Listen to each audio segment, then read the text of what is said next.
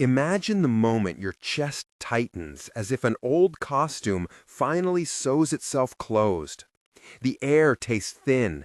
Your throat makes a small protesting sound. Your hands search for an explanation. You think you are tired or burned out or simply in a rough patch. You are not only tired. You are waking. What feels like disorder is in part a slow writing of something deeper, a refusal of the soul to play a role that no longer fits. Carl Jung described the same movement clinically and poetically, naming it an inner migration from persona to authenticity. Today, you will hear 7 things to say goodbye to now if you want to move toward spiritual freedom and individuation. This will hurt, and it will liberate. If you have felt that strange constriction in the chest when you smile for the camera, if the rhythms of approval are starting to taste stale, this is for you. Jung is not a slogan here. He is a mapmaker who noticed patterns across lives.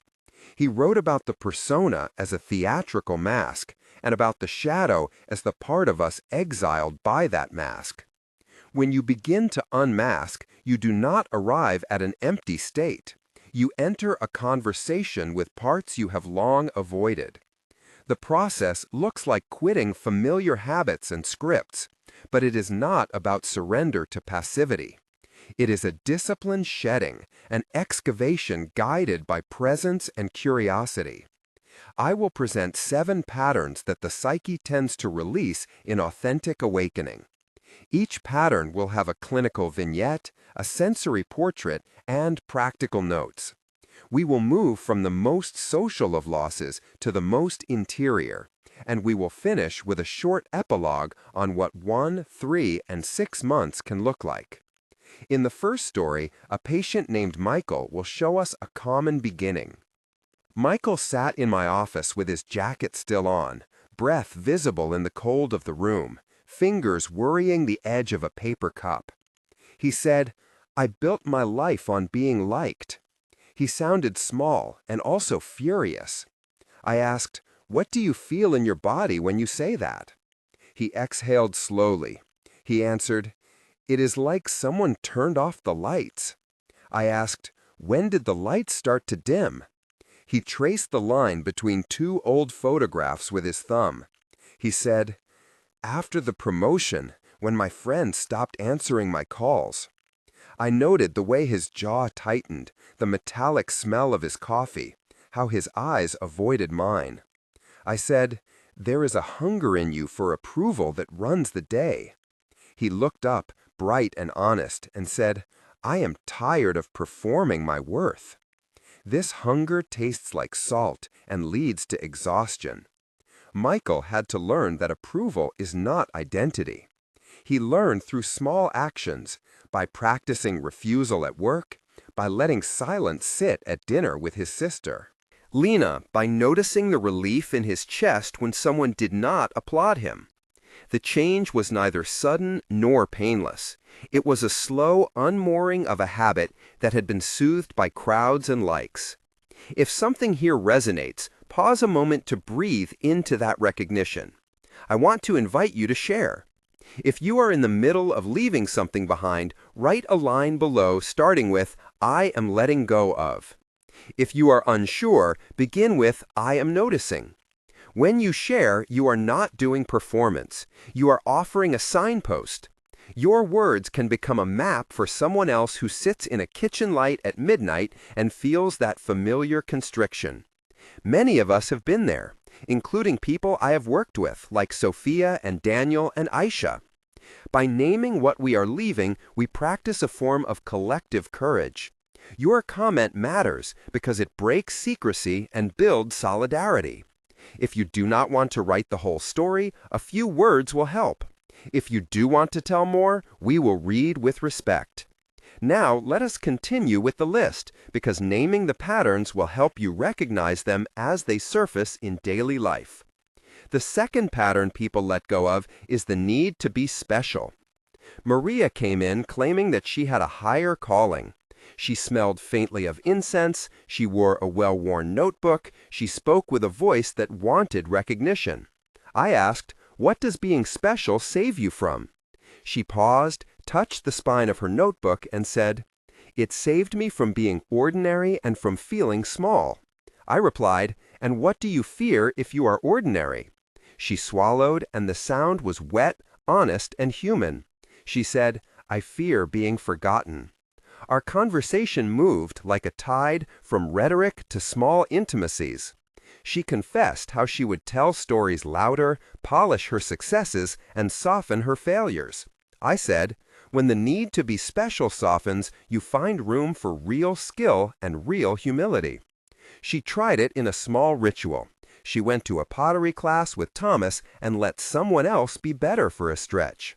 The grit of clay under her nails, the faint chalky smell, the helpless laughter when the wheel faltered were all part of the reorientation. She told me later, "I felt my shoulders drop." What happened was not a collapse, it was a recalibration toward a quieter competence that fed the soul differently. The third pattern is the performance of happiness. Aisha worked in marketing and had perfected her smile in elevators and online. She said her mouth was a stage, and that if she did not perform the show, the silence felt dangerous. In session, she said, "I laugh even when I want to cry." I asked her to try a small experiment. She texted her friend Thomas and wrote, "I am honest tonight." Her hand shook. The light of her phone was bright against a dark street, and the smell of hot coffee from a nearby shop rose as she waited for a reply. The reply came slow and steady. "You are not alone." We wrote then back and forth. She typed, "I have been faking it for years." He replied, "Me too." The exchange was small and tender. He wrote, "What helps you when you feel hollow?" She answered, "A walk, a glass of water, telling someone I am tired." He replied, "Then try those." Their messages smelled of evening rain and cheap perfume, ordinary and steady. This scene contained 8 short turns. She said, "I am tired." He said, "Tell me more." She said, "My chest is tight." He said, "Breathe with me." She exhaled. He said, "I am here." She said, "Thank you." He said, "Come over." Those exchanges were simple yet restorative. The practice of admitting pain into private spaces dismantled the performance and invited presence. The fourth release is the need for certainty. Dr. Reyes, a neuroscientist, arrived with papers, with charts, with the smell of strong tea and the precise cadence of academic speech. He said, "Science saved me because it kept ambiguity at bay." I asked, "What happens when you sit with not knowing?" He tapped a pen, the sound a small percussion in the silent room, and said, "My head wants to fill the emptiness with facts." I replied, "And what would it be like to tolerate quiet?" He closed his eyes and listened to street sounds. He felt the grit of the chair, the taste of tea at the back of his throat. The scene contains a dialogue that stretches across 6 exchanges, where curiosity outweighs certitude. He practiced not finishing sentences for others, admitting "I do not know," and found that his authority did not collapse. The armory of certainty was heavy and isolating. Letting that down invited the mysterium into life, a space where wonder returns. The fifth thing to leave is the habit of living in guilt or victim narrative.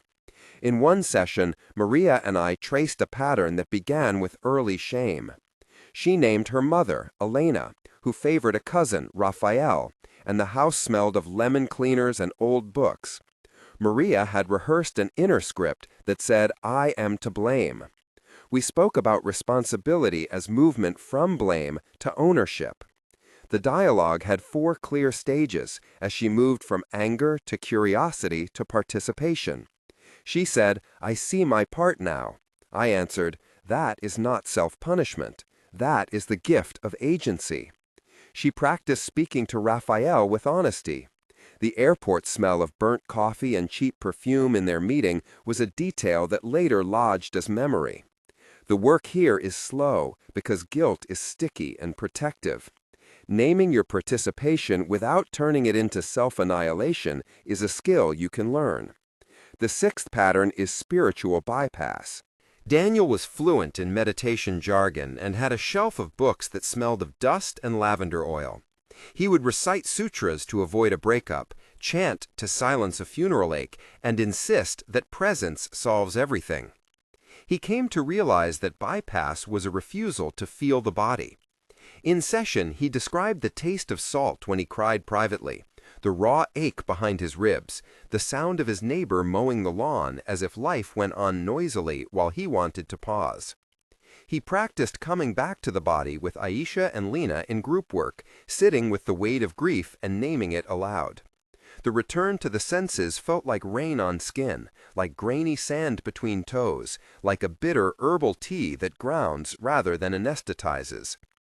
Finally, there is the release of isolation and the re-entry into community. Saying goodbye to solitude as a badge of honor creates room for belonging that is earned and mutual. Imagine 3 months from now when your closest ties look different. Imagine 1 month from now when you have told one person a true thing. The epilogue looks like this. 1 month after the beginning, you will notice small changes. Michael might call his sister Lena and ask how she really is. Sophia may stop curating her feed so meticulously. The dinner with Maria and Elena may be awkward but honest and feel like the first real conversation in years. In 3 months, those shifts begin to consolidate. You will have practiced boundary setting with Thomas, apologized where necessary, and learned how to ask for help without shame. The community you build will contain Daniel and Aisha and others who choose honesty over image. In 6 months, the direction of your life will feel altered, not because external markers changed dramatically, but because your interior economy did. You will recognize a softer presence when you look in the mirror. You may still stumble. You will still grieve. The difference will be that you no longer hide your wounds and you no longer build a life around performance. In closing, remember the list: approval hunger, the need to be special, the performance of happiness, the demand for certainty, the clutching at guilt, spiritual bypass, and isolation. Each farewell is a small death and a small birth. When you let go of the fake applause, you create space for an inner authority that does not need an audience. When you release the need to be special, you discover authentic gifts rather than manufactured importance. If this touched you, join the conversation here and consider subscribing to follow further reflections, interviews, and practical steps that accompany this work. You are not losing yourself. You are shedding a costume to uncover the stranger who has always been you.